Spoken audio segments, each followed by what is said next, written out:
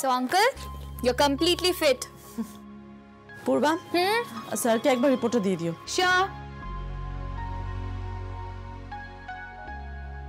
ও কেমন দেখলেন? একদম ফিট। কয়েকদিনের মধ্যে রিলিজ করে দেব। শুধু খেয়াল রাখবেন কোনো টেনশন নয়, কোনো উত্তেজনা নয়। ওকে ওকে, চলো পূর্বা। Bye bye bye.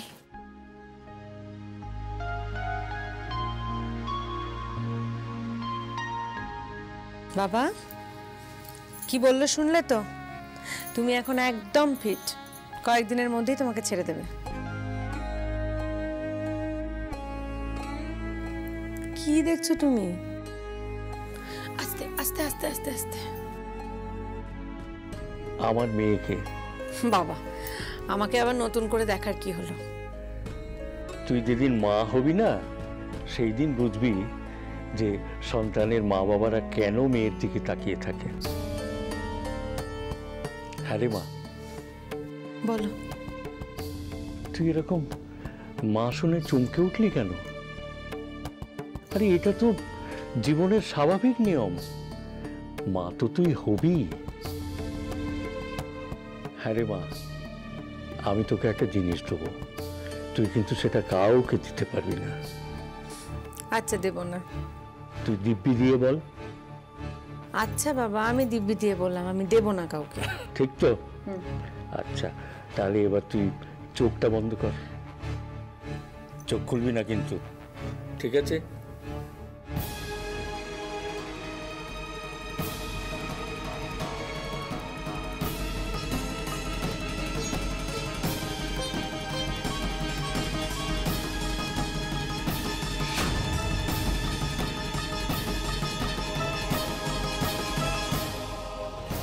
বাবা বাবা এটা তো সেই আশীর্বাদী হারটা।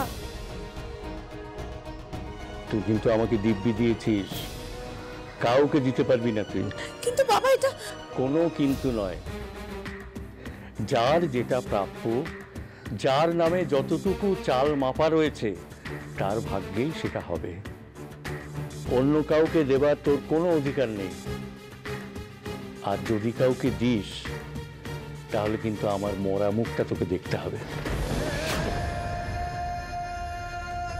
বাবা তুমি কি বলছো এসব? তুমি খুব সেলফিশ বাবা, খুব সেলফিশ।